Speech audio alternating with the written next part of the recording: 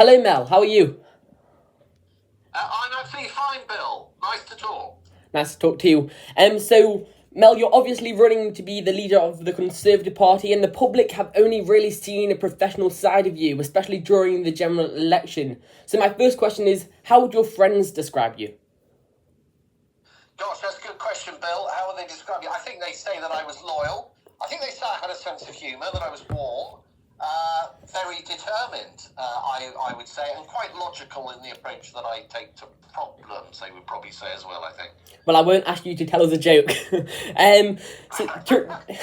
Theresa May was once asked what was the naughtiest thing she ever did when she was Prime Minister, and she told ITV it was running through a farmer's field. So can I ask you the same question? What is the naughtiest thing you've ever done, Mel?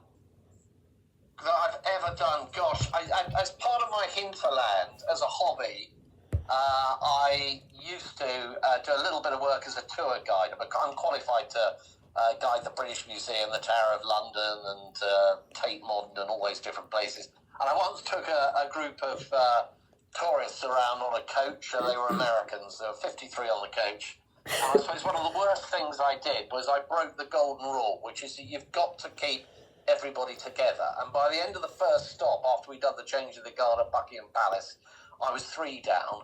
And then by the second stop, I was about 8 down. And by the third stop, I lost about half of them.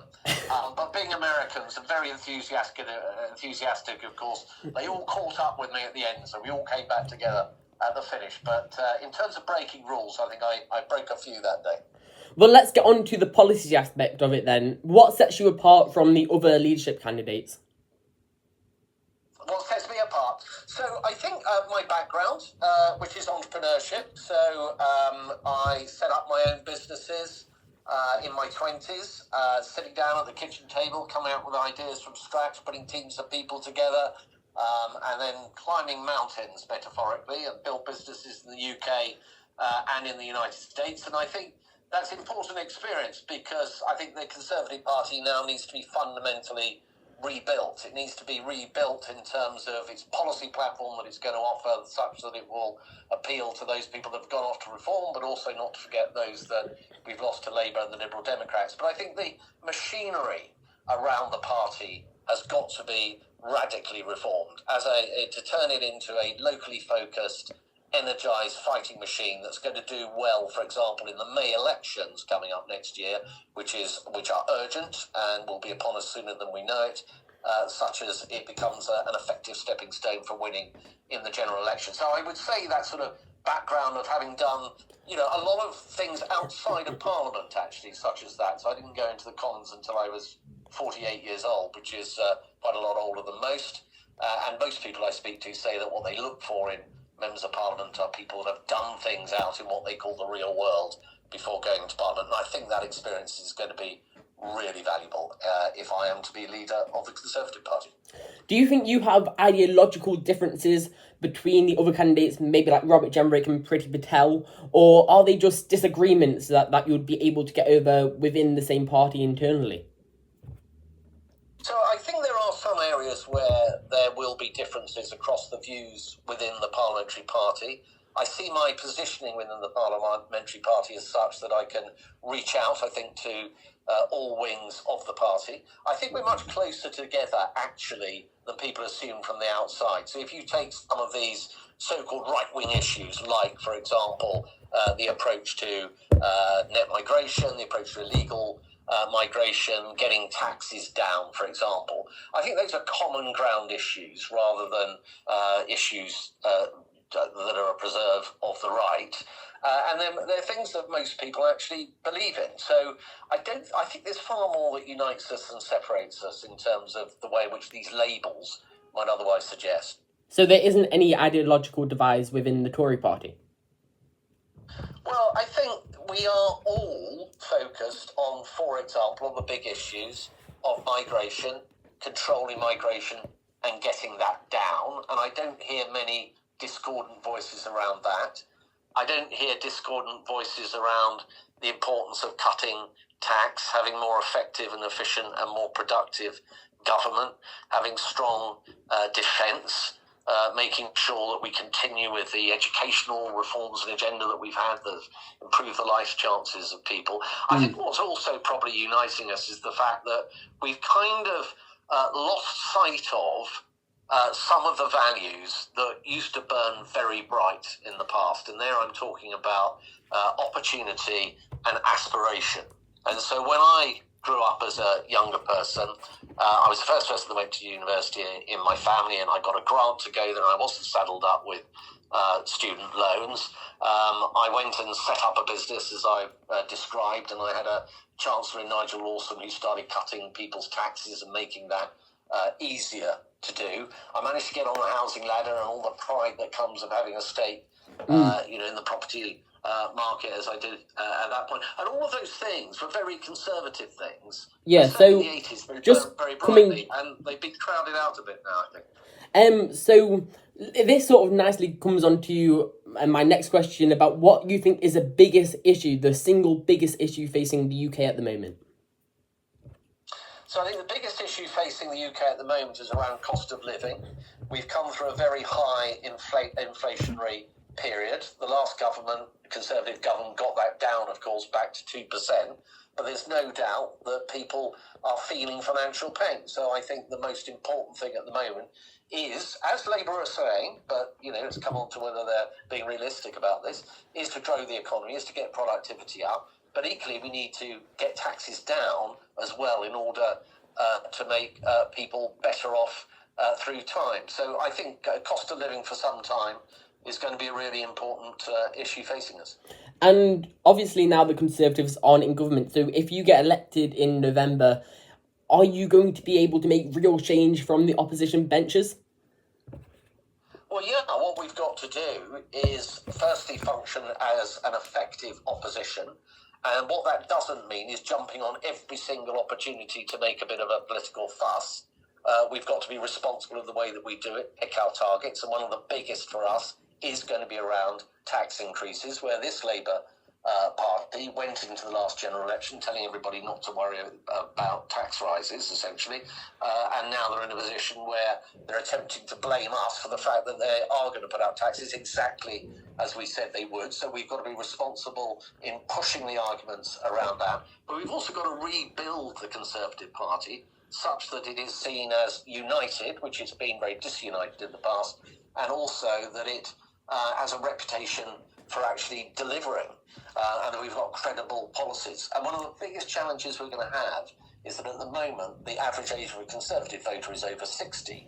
We've got to appeal to younger people right across that demographic.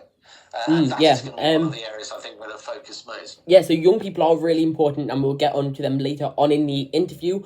But do you accept some responsibility after the Tories were in power for 14 years up until last month, and now the economy isn't too great? So how much of that is down to the Conservatives? Well, you say the economy isn't too great. I'm not sure I would accept that. So we've got the fastest growth of the G7 at the moment. We've had rising real wages in each of the last 12 months. We've got near record low unemployment. We've got near record high employment. We've been a job-creating machine. It's about 800 jobs created every day under this government, under the last Conservative government, since 2010. So I think we mustn't forget there are some things that we did really, really well, albeit that there were things that we didn't actually deliver on, and we have paid the price at the ballot box as a consequence. Going on to the issue of housing, would the Conservative Party, under your leadership, support relaxing planning permission so the country can build more houses?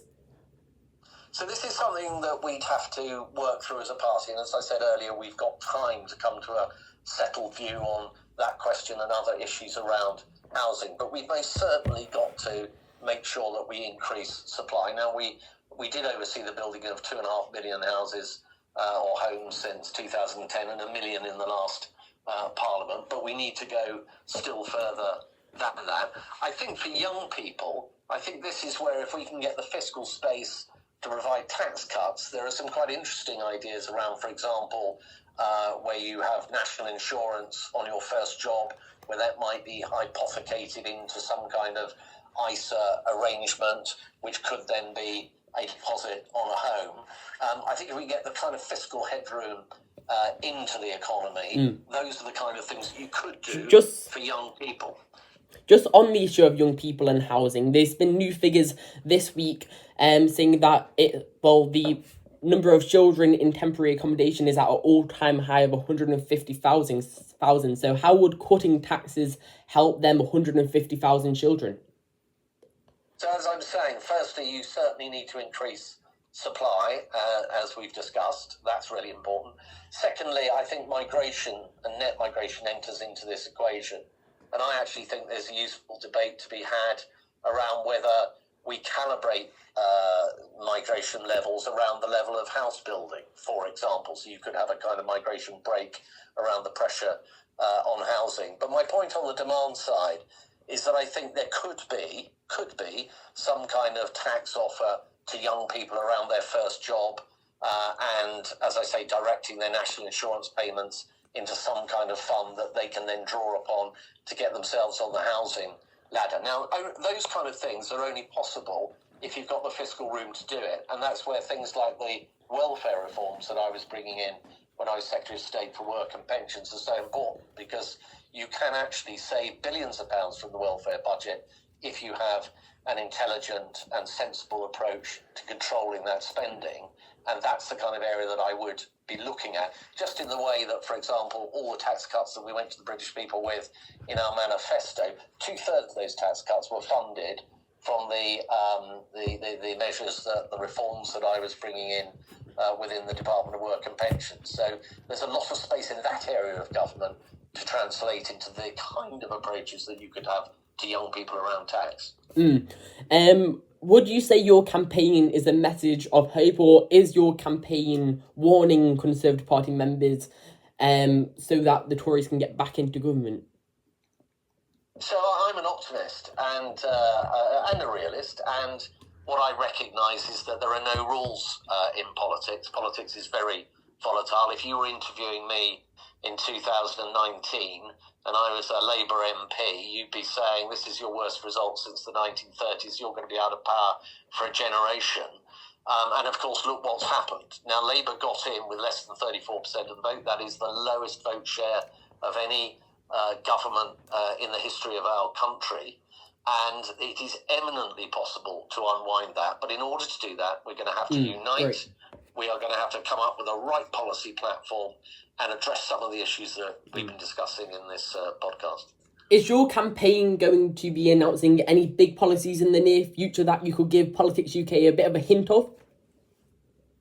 Well, I think I already have, actually, Bill, in that we've strayed into tax cuts, further welfare reform, and linking some of that to younger people and younger demographics to try and have a more inclusive approach in terms of the opportunity within the economy. And I think we've touched on it in terms of me recognising that I think we've got to restate our Conservative values around opportunity and aspiration. So the answer is yes. You will be hearing a little bit more in that sort of space over the coming days. Where do you stand on devolution then?